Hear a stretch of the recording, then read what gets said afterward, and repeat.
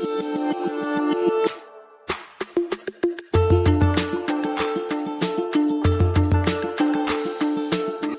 last week, weren't they?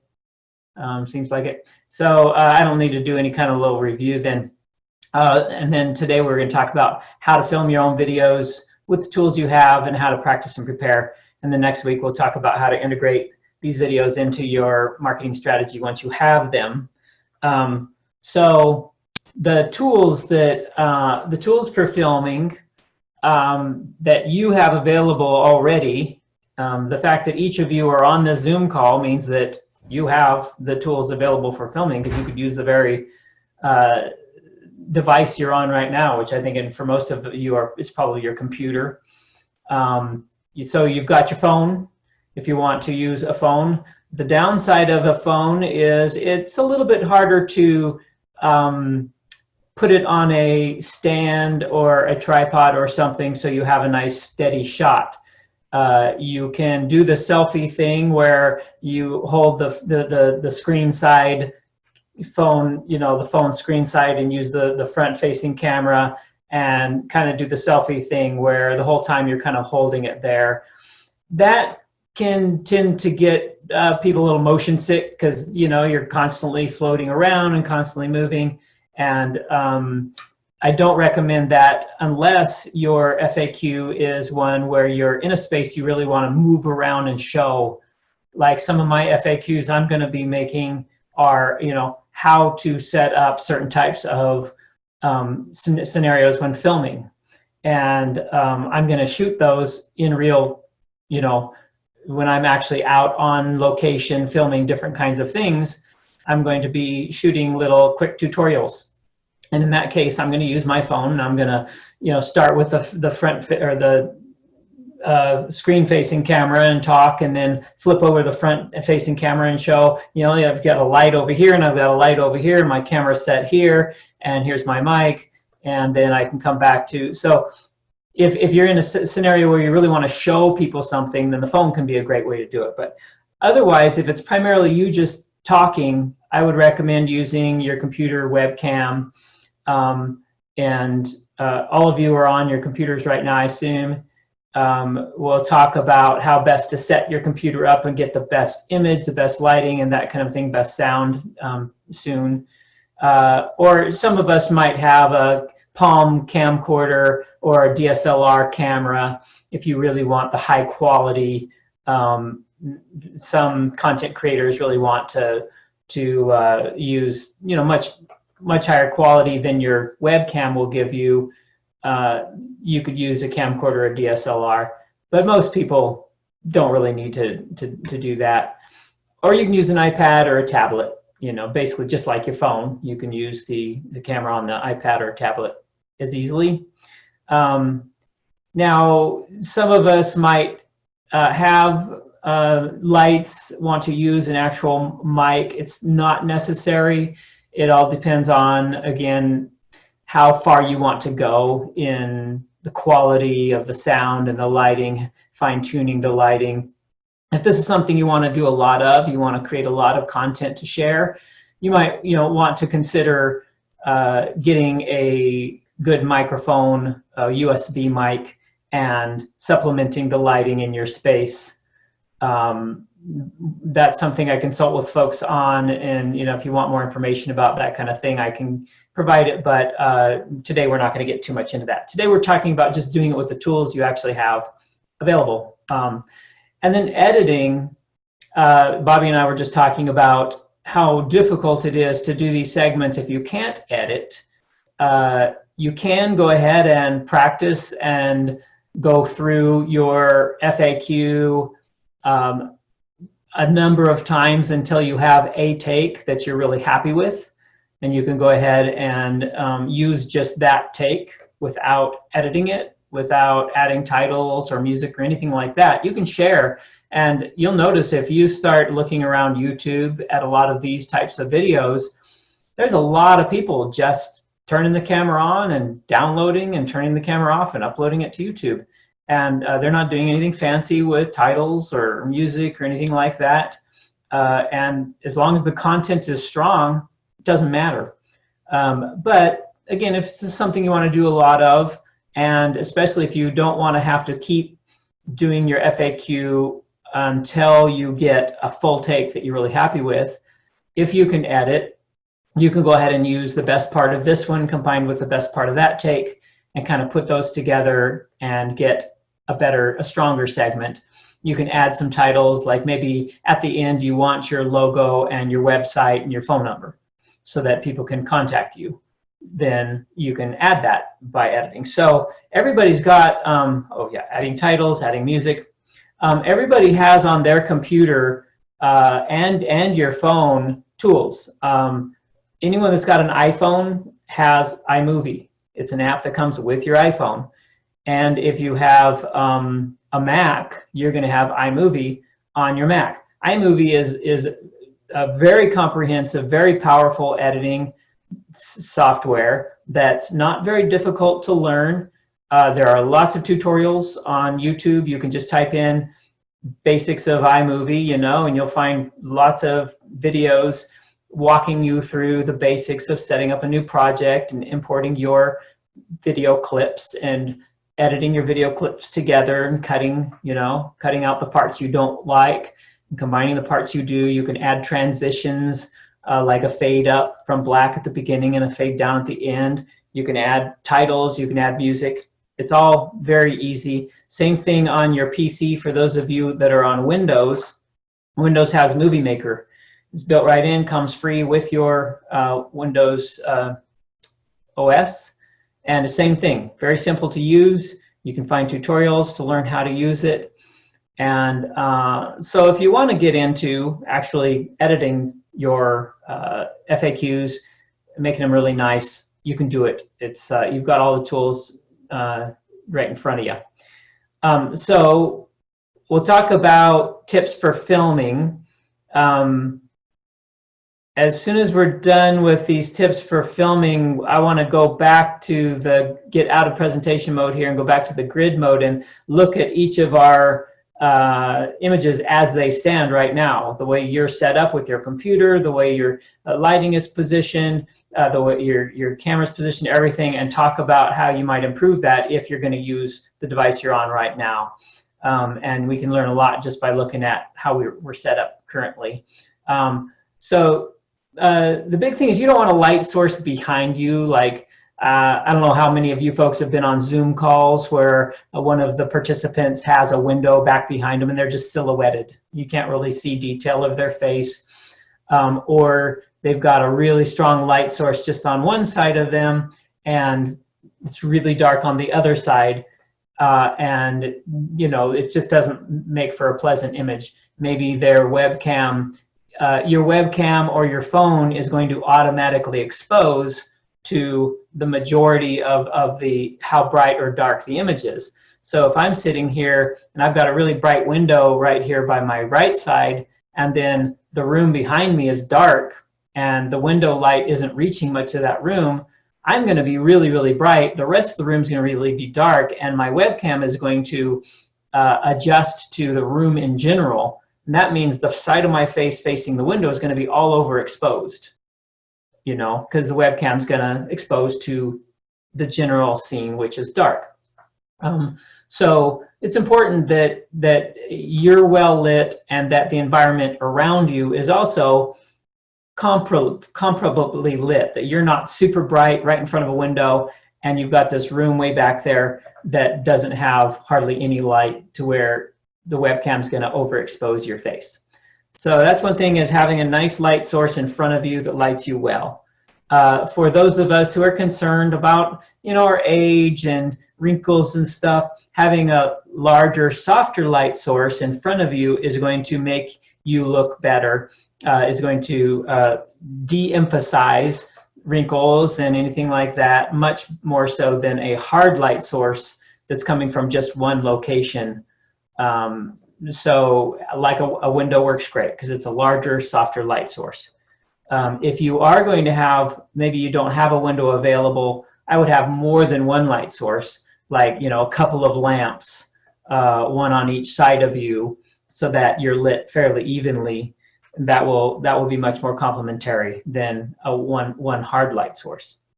Um, you also want to be in a quiet environment so that your sound isn't picking up noise nearby. You know, if you've got traffic noise going by, or you've got a noisy fan nearby, or I don't know what, a dog playing with his toy and making noise, you know, any kinds of things like that, just be very aware of, because your webcam, just like with the video, it automatically attenuates audio, and it's going to adjust automatically to the volume that it's getting. If you're really far away from the device you're using, it's going to pick up more of the general room noise around you along with your voice. And there's going to be kind of a hiss or a presence there that's not pleasant. The closer you are to the device and still be framed well, you don't want to be so close that, you know, it's all there is your face, but you want to be, you know, framed nicely, but as close as you can be, so that the sound picks up really good, clean audio, and you're not getting a lot of other noise.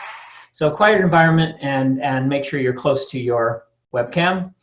And then we want the phone or the laptop or whatever device we're using to be shooting more down eye level at us. We don't want, a lot of us using laptops when they're on the desk in front of you, is shooting up at your chin. That's not complimentary to anybody.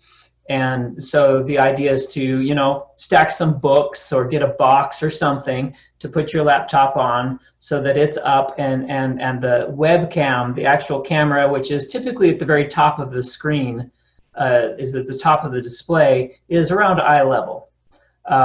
Some women like to have that camera a little higher even, because the higher the angle, the more complimentary as far as your chin and your neck and stuff like that. So experiment with it. You can actually see your image, turn on your QuickTime,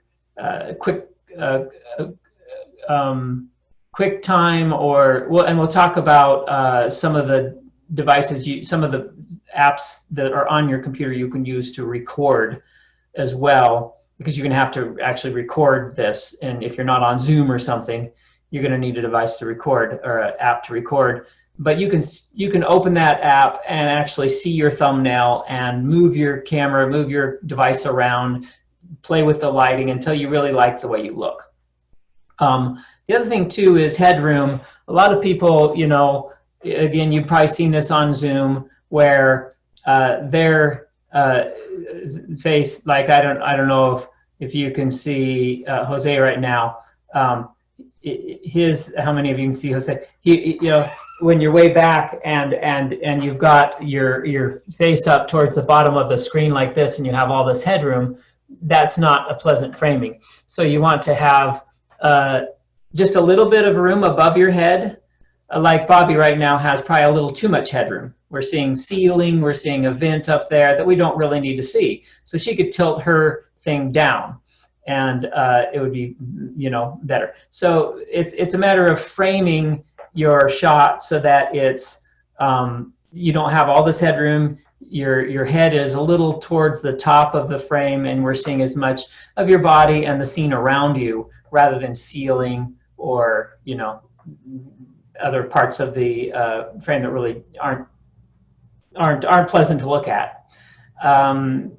So framing your shot and where you're positioned in the shot is also important. And then you want to project your voice. You want to speak with confidence, with good volume, so that not only people, the viewers will get a sense that you're confident about your topic, that you're an authority on your topic. Don't be meek, you know, or quiet, or just be confident and project your voice. And that also helps with the sound, so that your recording gets good quality sound. As far as colors, typically darker, more saturated colors are always better. Like what Cindy's wearing right now, that blue is really nice. You don't want to wear small patterns, especially horizontal patterns, because those can sometimes flicker. And And if you're in a space where, like Jose, you're up against a white wall and you're wearing a white shirt, that works fine. But if he was in an environment where it was really dark behind him and he had a white shirt, the camera has a harder time balancing the exposure. So think about the color that's behind you, the overall background that you have, and wear something that's complementary and stands out nicely from the background you're in front of. Like if you look at me right now, again, I don't know how many of y'all can see all the thumbnails, but my black shirt in front of this darker room, you kind of lose my body. You can't really see my body. And we'll go through this again once we go back to the grid here where we can see everybody. But that's important too, that what you're wearing, stands out nicely in front of what you're in front of. So those are some tips for filming. How to prepare for your FAQ. And this is important because especially your first topic, you're gonna feel nervous, you're gonna not like the way you came across, you're not gonna like the way you sound or the way you look. And a lot of people give up at this point. A lot of people are like, they try to film their first topic, they get flustered, they get frustrated, they give up. They're like, this just isn't working for me. It's important to press through and just get that first topic done. One thing about it is none of us like the way we look and sound on video, okay? We're typically the only perspective we have of ourselves is in the mirror when we're preparing our hair and whatnot in the morning. And at that point in time, we're not talking. We only hear our voice from inside our head. So when we hear ourselves on video, we never sound the way we thought we sounded. We never look the way we think we look. And we just got to get past that right off the bat. Because first of all of those people that are watching your video don't know you. They don't know how you perceive yourself. And they're just going to take you at face value. So it is what it is. Do the best you can to moderate the things you may not like about, as far as fixing your hair in a way that's complimentary and doing your makeup or making sure the lighting is complimentary. And then once you've done as much as you can do, just dive into the content. The content's the most important thing here. People will take a quick look at, the environment you're in or, the way you look, and then they're just going to forget. That becomes background. Nobody cares. It's the content that's important. So, if you practice in front of a mirror, it helps looking at yourself as if you're looking at the lens of the webcam, because that's really where you want to look when you're actually doing your FAQ. You want to look right into that lens of your webcam or your phone or whatever is recording you. Go ahead and practice in front of the mirror, and that helps because you get a sense of what you're gonna look and feel like. You can kind of get past that and get down to the content, really getting comfortable with the content. Don't try to memorize or recall everything, every word for word. If there are certain key phrases or key terms you want to use correctly, memorize those. But by and large, just recall the main points. Bullet list out, this content. This is stuff you've answered 1,000 times in person with customers. You know it. Bullet list out your answers. Practice in the mirror.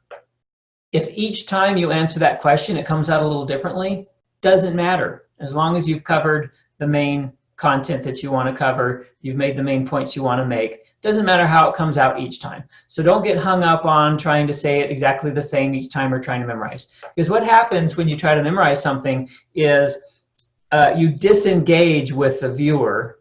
And when you're trying to recall from memory, your eyes go vacant. You disengage. You're not connecting with the viewer. And it's also, you're going to have to go through that FAQ 100 times to get it right, to get it out, unless you're just one of those people that has a really, really good ability to memorize and recall and then convey what you're recalling in an engaging way. don't try to memorize. Just remember your main points, let them come out however they can come out. Each time it might be a little different, no big deal. But you'll get through it a lot quicker. Every time you make a mistake, the first few times you go through, don't stop and try to restart each time you make a mistake. Press through the end. And this is when you're practicing in front of the mirror. You don't necessarily have to record these practice sessions. You're going to get to the point where you're going to turn the camera on. You're going to be so comfortable. You're just going to download your answer to the question, and you're going to be done. But the first couple of times, if you're feeling nervous, if you're feeling like, man, I don't know how well I'm going to do at this, practice in front of the mirror. Each time you make a mistake, keep going. Just press right on through to the end, because what happens is your mind sets up a little marker there. Each time you make a mistake, it sets up a little marker, and the next time you do it, you adjust for it. If you stop every time and restart, you don't give your brain an opportunity to do that. So press on through to the end every time. Every time you'll get better. Every time you'll get through with less mistakes, to the point that you feel like, yeah, I'm getting through this thing pretty easily. I feel comfortable with it. I'm going to go ahead and turn the camera on. Of course, now that the camera's on, psychologically, I know the camera's on, more pressure, and chances are I'm going to probably struggle a little, even though I had it dialed in the mirror. I'm going to struggle a little. Same thing. Just press right on through, go through it several times until you like how it, came out. And you may never love it. No big deal. Just settle for, because again, nobody else knows or cares whether you meant to say it that way instead of the way you said it, a different way instead of the way you said it. So get right on through. Don't expect perfection. This is conversational. This is authentic. The viewer is going to be much more likely to trust you, to feel like this is authentic, authoritative, if it's conversational. If you're just sharing, the whole idea of these FAQ videos is to share knowledge, to share value, to create trust and authority. And if it feels too contrived and too scripted and too perfect, you kind of lose the benefit of the style of video that this is and the whole power behind it. And so keep it really conversational. It doesn't have to be perfect each time. If you don't say something quite right, it doesn't really matter. I mean, my whole presentation here right now, if we went back and watched it with a mind towards how many times I stuttered or how many times I paused and rephrased or didn't say it perfectly, I mean, it would be happening the entire time. But this could be an FAQ. I mean, what I'm sharing with you right now, if I recorded it, I could turn this into an FAQ on how to make FAQ videos. So it doesn't have to be perfect. It can be really conversational. It feels more authentic if it is. So those are some tips on how to prepare for filming your first FAQ topic. And so the homework for next time is going to be select what tools you're going to film with, whether it's your computer, webcam, phone. Find a good location where you like the background, you like the way it looks behind you, you've got a good light source in front of you, you're in a quiet environment where sound is going to be good. Go ahead and film your topic. And then if you decide to edit in some titles and music, do so. The next time we're going to each have an opportunity to share our FAQ, or we'll choose a few of us to go ahead. If you'd like to share your FAQ video, we can do a little critiquing if you want, and we can all kind of improve as we go. And reach out to me with any questions along the way, producer@TucsonMediaStudio.com. And so I'm going to stop sharing here my screen real quick, and let's go back to the mode here where we can all see each other. Maybe everyone make sure you're in grid mode. I know there's speaker view where you're just primarily seeing the person that's talking, and then up in the top right corner, if you want to go back to gallery view where you see everybody, you can actually see a grid. So if everyone's in that mode, let me just kind of use, and I know you all haven't set up your ideal FAQ video scenario with your actual computers right now, but just with what we're seeing here, there are some things where we can really see what's working and what's not. So to start out with, we talked about the backlight issues, like Mara here with all of the windows behind her. She's actually not too silhouetted. It's not too bad. But, you know, we don't have, she's got some extra light sources. So if she could actually go with that, if she had just maybe a little bit brighter light source on the left side. So the right side of her face is getting what's called a rim from the window. And the left side of her face is just there's a little dark. We're losing her eyes. And here's the thing is, like looking at me right now with my glasses on, my screen is reflected in my glasses. If people can't see your eyes, they're not going to trust. I mean, there's, you know, we want to see eyes. And there's something called an eye light. Whenever you're talking to someone with any kind of light source, there's a sparkle in the eye. It's called an eye light. And that's, when you can get that, that's great. If you can't, not a big deal. But if we can't see her eyes well, then, you know, there's a subliminal kind of subconscious thing that happens there. So we want to be aware of that. So looking at Deborah right now, she's one of the examples of a really bright light source and a dark background. And see how overexposed her face is.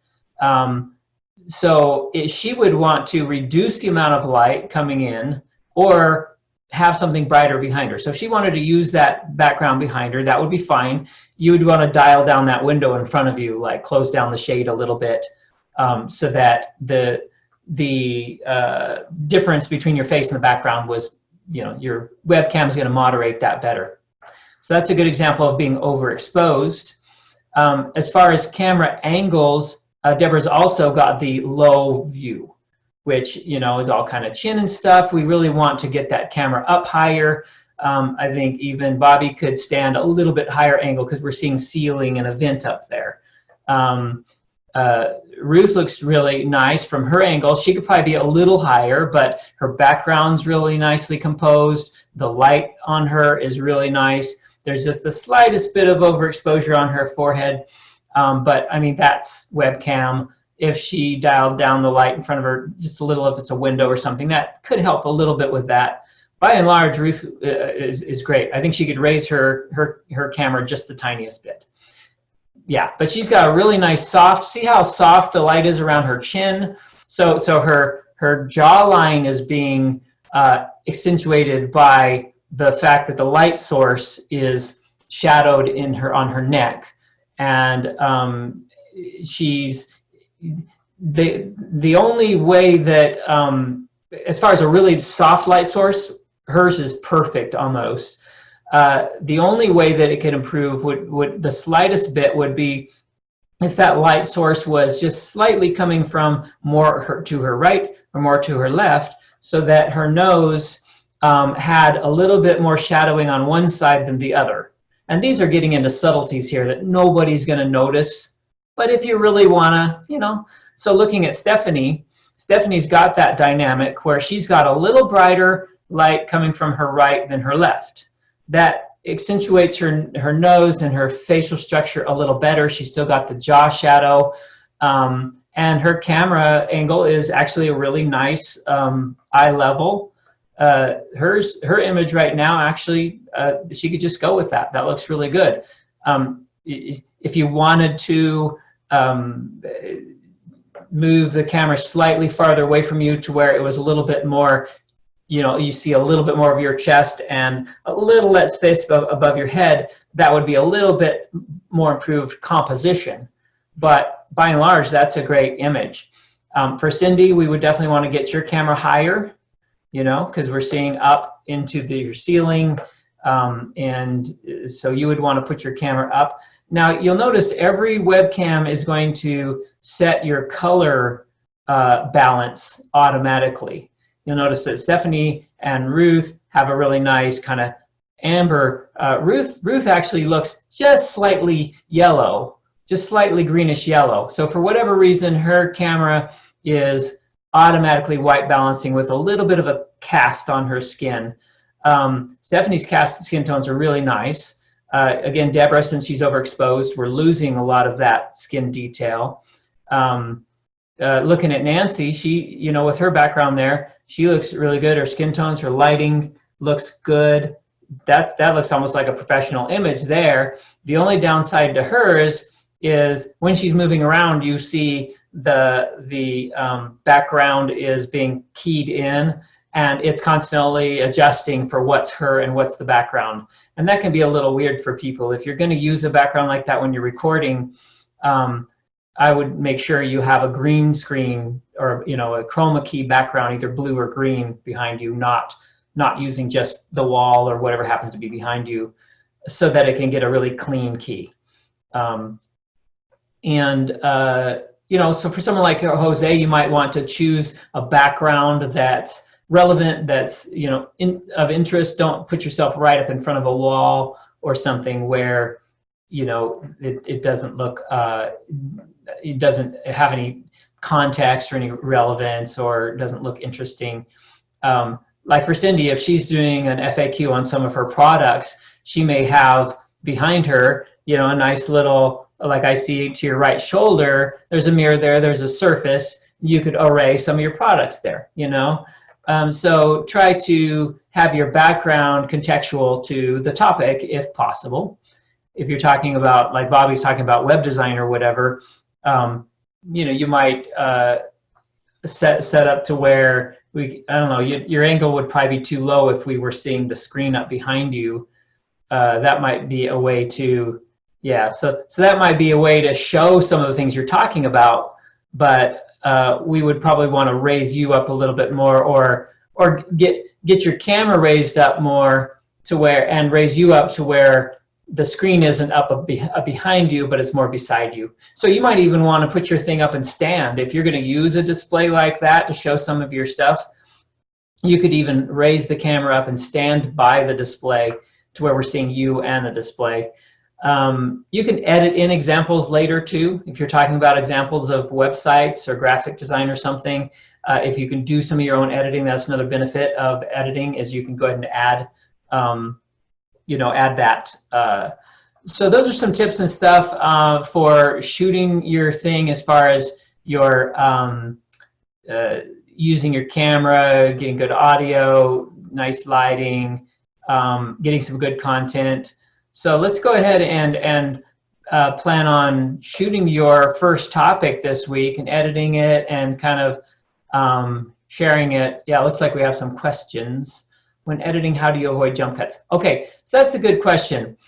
Jump cuts almost don't matter anymore. You'll notice that a lot of content on YouTube just has jump cut. And a jump cut is basically where I use one part of one take and another part of another take, but my framing and the shot hasn't changed. So I'm talking along and all of a sudden I'm over here and continue talking. You know, that's a jump cut.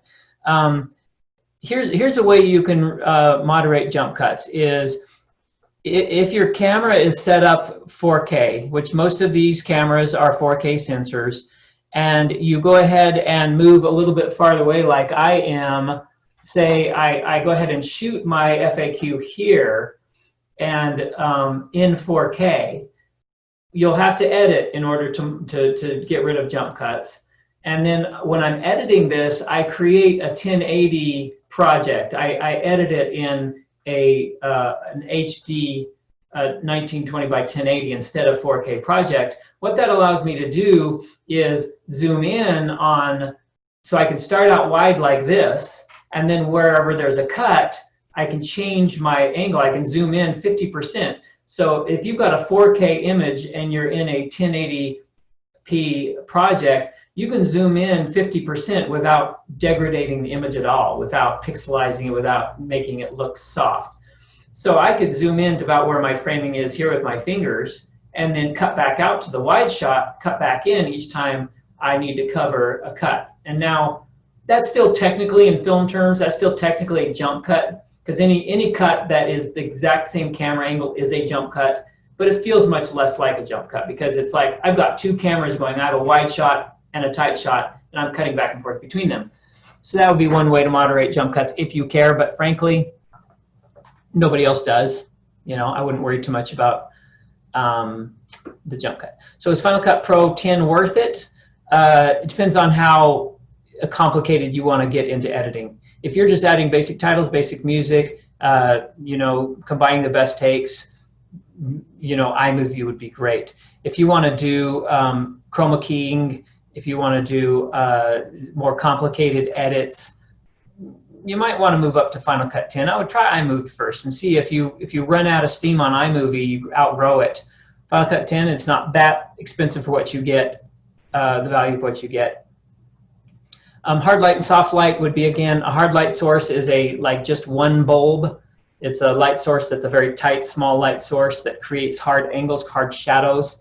The smaller the light source, the more hard edged shadows are. The larger the light source, like a window, the softer. So like we were talking about Ruth, that's a very soft light source. She's got really soft shadows along her chin. Whereas like you can tell with mine, well, I guess it's harder to tell. Over here I have a light that's a very hard light source. Most of you have soft light sources. Most of you are using either Windows or, yeah. But a hard light source just creates harsher shadows. And then what's your opinion on a green screen? So a green screen, if you really want to create a fake background, it's complicated to do well.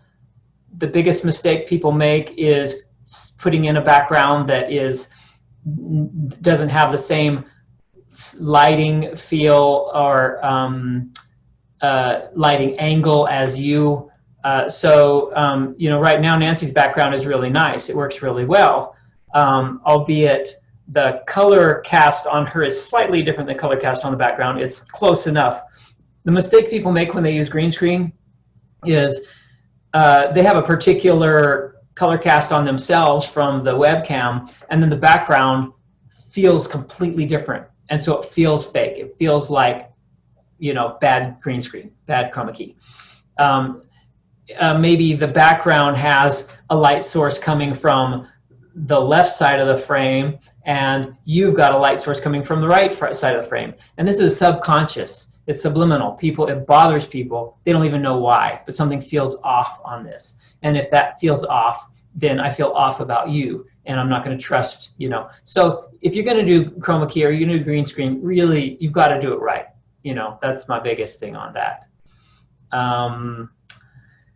And yeah, looking directly into the camera, that means you're actually looking at the viewer. You're engaging with the viewer. People aren't surprised if you're looking a little below the lens or a little to the side of the lens. That's pretty common when people are filming themselves. If you're using your phone and you're looking at yourself on the screen, the camera is usually a little off center to where you're looking. Not a big deal. What's your opinion on shooting seamless to add titles graphics? On seamless to add titles graphics to be able to stand while shooting is a 3-light setup best for this. Bobby, I'm not sure what you mean by seamless. What do you mean by seamless? Sorry, that's me. Seamless paper, you know, or, you know, like you use for maybe still photography. Right. Okay, sure. Yeah. So a seamless background can be just like a blank white background, like an infinity thing or a certain color.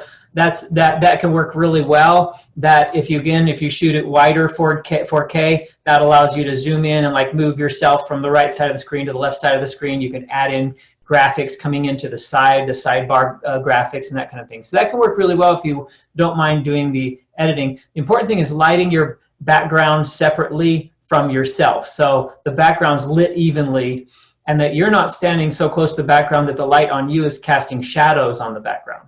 So you have to be far enough away from the background's lit separately, and then really you can just use one soft light at 45 degrees on one side or the other, or if you'd like to use 2 lights, 45 degrees in front on one side and the opposite 45 degrees will give you a rim light. Like right now, if my window is a little bit moved more around in front of me, that would be, you know, this is my rim light, and my key would be more, this is real what we call sidey in the industry. It's too sidey. You want it about 45 degrees, you know, one side or the other. Would a ring light work at all, or is that not? Yeah, ring lights basically flatten you out. A ring light, you almost lose all definition. You don't have what they call the nose carrot, which is, the shadow that your nose casts. A lot, if it's too low, you lose brow shadows, you lose your jawline shadows, and you really disappear. I mean, the dynamics, the depth, the sense of depth. I mean, you're in a two-dimensional format. Any camera with one lens is two-dimensional anyway, and you flatten yourself out even more. So if you're going to use a ring light, I recommend you use it a little high and a little off to one side or the other, so that you actually get a little bit of that dynamic, shading on your face.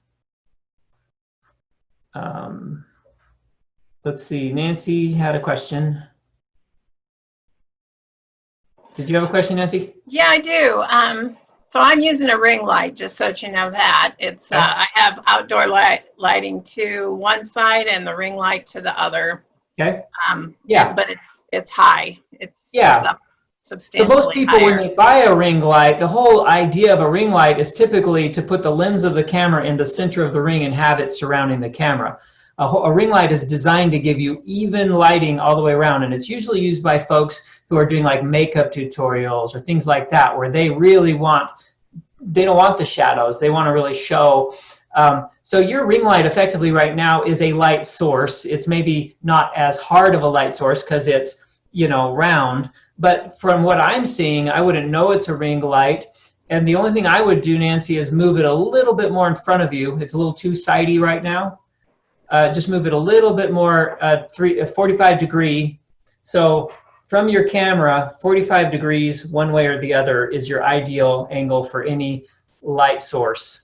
It gives you a little shading on the side of your nose, a little bit of a emphasis, a little key fill. So in the industry, we have a key light source. That's usually your brightest light source. And we have a fill light source on the other side, so that, like, if I turned this light off over here, I would be really dark on this side. This light, effectively, it's a rim light, but it's also acting as a key. I don't have a key light, and you can see the harder shadow right here in the center.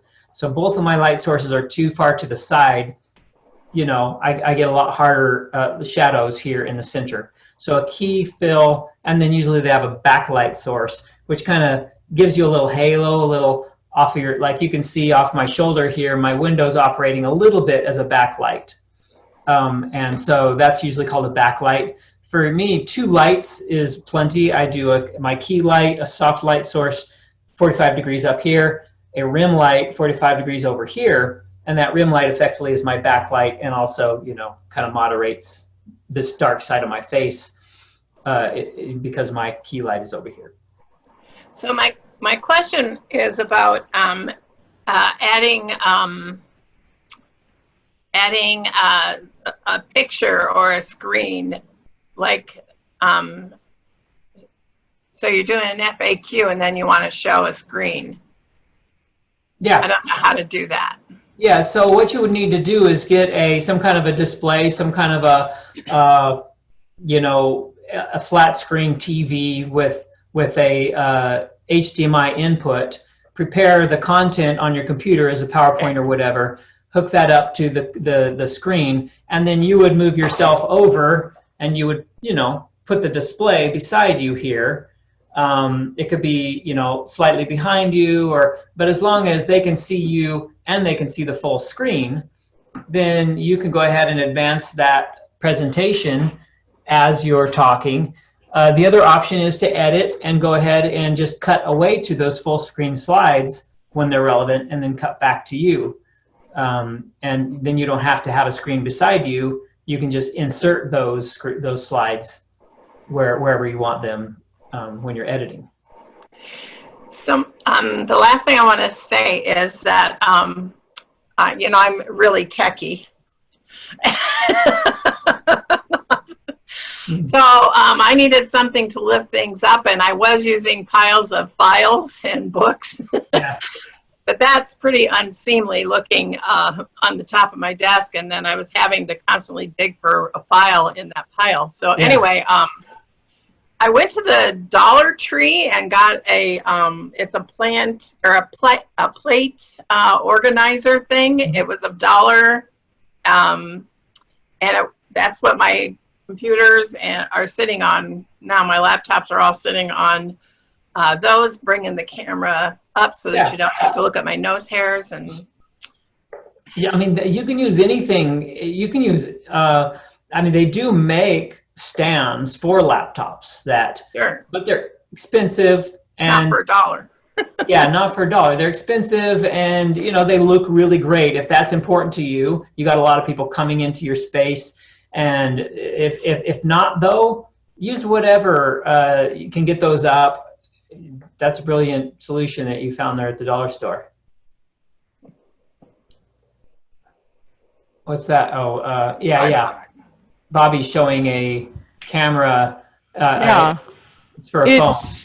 it's great for a phone because we can sit there and make it larger or something, eye level for the phone, and the phone can keep it busy. My trouble is my computer monitor. If I were to put my camera up where my computer monitor is, this is how much you would see me because I have very big monitors. I haven't been able to figure that one out Yeah. without sitting on 5, telephone books, and I don't have those anymore. Yeah, so you would need to find some type of a way to mount your camera at the ideal height. Just do the hack job and figure some way to, you know, to get it up there. Could she stand as well? Would that work? Yeah, absolutely. I mean, again, if you can get your camera, whatever it's computer, or you'd need to get it up to, again, kind of eye level with where you're standing, but you can stand or sit. Just move your computer or your phone up. So being short now affects me in my. Oh man. So we have one last question. There is a workaround to add sound for DSLR camera that does not have an external mic jack. Yeah, I'm not familiar with any DSLR cameras that don't have. Well, of course, I categorize DSLR cameras as more, you know, prosumer or professional level. If you're talking about a camera, you know, basically a video camera that doesn't have a mic jack, you're kind of stuck with the internal mic on that camera. That means you're going to need to make sure that camera is really close to you and the sound may not be all that great. But if there's no external mic jack, I don't know how you can add any kind of mic or other sound source to that. You're kind of stuck with the internal mic on that then. Yeah, it's a Nikon, but it's got the internal mic. But yeah, I didn't know if there was a way I could like record the sound on computer and then you know, mix it in the editing. You could. I mean, if you don't mind syncing that up and you've got some editing skills, you can go ahead and record the sound separately and then sync it up in post, as we say. Absolutely, that takes some skill to get it right, because even if it's a couple frames off, you know, the sound is slightly off from your mouth, and that feels a little weird to people. Thank you. I have a suggestion. I have a lot of FAQ. You got real quiet there, Bobby. Can hardly hear Is you. that better? It's almost like that mic isn't on. Did the jack get when you?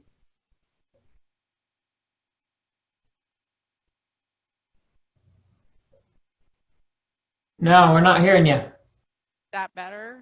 Yeah, but you're just really quiet. Almost like maybe the battery's low or something, but. I just charged it, so let me move it. That's better. No. Yeah, it's almost like you got a bad connection or something, because when you move it, then you completely go away, and when you move it again, we're actually hearing you, but really quiet. Wow. Because you were nice and loud before. The show us a video on your website. Show us an example of what I was thinking. Some FAQ examples? Sure, okay, let me share my screen. And I'll actually just go real quick to my FAQ vids. I have a couple examples on there. So this is a website that I am developing for my FAQ video product line that I'll be going national with this. I'm going to be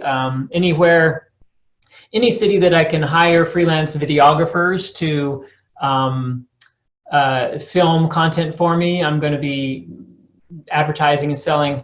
I had an image here I turned off, but this kind of goes through the whole why. If any of you want to go to one source that gives you kind of all the whys and stuff of FAQ videos, you can go to this website. But you'll recognize the style of my PowerPoint presentation, right? I pulled from this. It's got the how it works here and everything. But here's some examples. So this is a air conditioning company here in Tucson that I've done literally 50 topics for. And so I'll just play one here. Hopefully you can hear this. We have a lot of our customers ask, what temperature should I set my thermostat at? And that depends. I tend to set my thermostat a little bit cooler than my wife would like. So I would say, depends on how big you want the argument. Do you want your wife happy? How warm do you need to set it? But in reality, you're either asking that for one or two reasons. Typically, you're asking because you want to save money on your energy bill, or you maybe want to settle an argument. I don't know. But for your energy bill, you want to set it as high as possible while still maintaining your comfort. We don't have an air conditioner to save money. If you want to save money, the most amount, just turn it off. It'll be great when it's 115 in Tucson. Just no air conditioning, and you will save a lot on your energy bill. Me personally, I bought some top-of-the-line air conditioners, and I have low bills, even though I keep it really comfortable. So for me, I keep it as cool as I can without getting in an argument. Now, Tucson Electric Power, what they would say is, hey, let's keep it about 78 to 80 in the peak of the day, and that's going to help your air conditioner lighten the load and use less energy. Now, if you're keeping it as warm as you can and your bills are still really high, you may need an energy audit. Statistically, 90% of systems in Arizona are installed wrong and have different errors, maybe in the ducting and the sizing, refrigerant charge.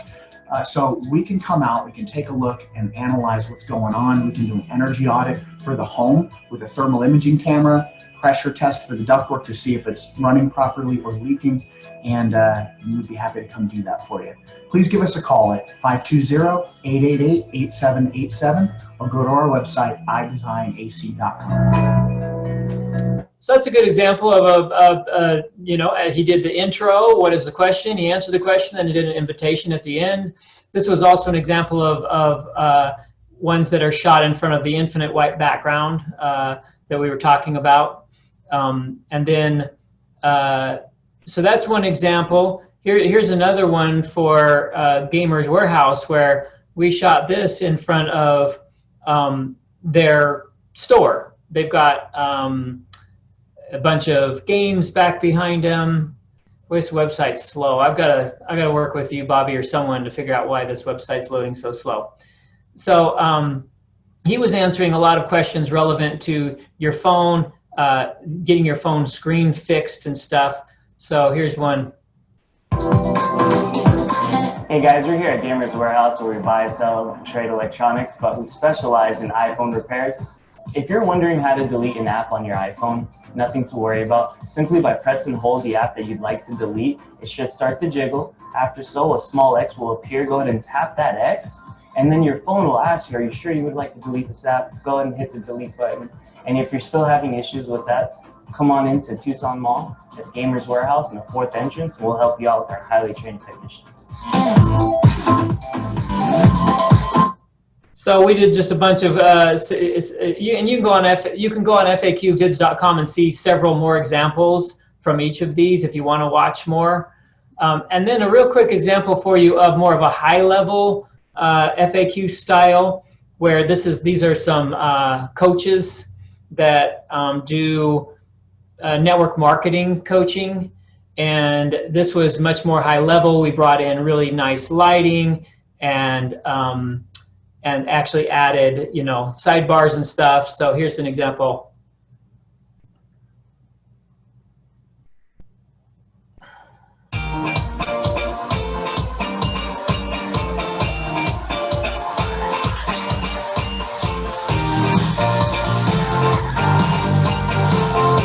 Welcome to Magic Mondays. I'm Angelina DeWeese, and it's time to bust your limiting beliefs and set your soul on fire. Today we're going to talk about core values. I think this is one of the most important things about having a fulfilling, successful business. So a lot of people in network marketing talk about your big why. And I think your big why is so important. You should know what your big why is. It's your motivation, your passion, your drive. But your values, that's your heart. Your values tell you what you believe in, what you stand for, what your soul's essence is here for. So I want to take a moment to really dig into what are these core values and how do you figure them out? I want you to download the worksheet below, and you're going to see a list of a lot of different core values. Now, the thing about values is that you probably hold all of them. You're going to look at freedom, adventure, fun, joy, So play, this has got like creativity. some sidebars that come They're the in, 3 things that if you didn't have those values in your life, you wouldn't feel titles. complete. So that's an example how you can add some titles. Think about this. What are the 3 things that you feel really? So we don't have to watch the whole thing, but again, you can go to FAQ Vids and see a bunch of these examples. That's an example of more of a high level thing where, you know, I brought in, you know, 2 cameras. You saw the motion at the beginning, the horizontal movement. So one of them was on a slider for the opening shot. I lit it really nicely. And then, you know, we added all those really nice titles and stuff. So there's, you know, there's several different levels on which you can go depending on your audience, your topic, how fancy you want to get.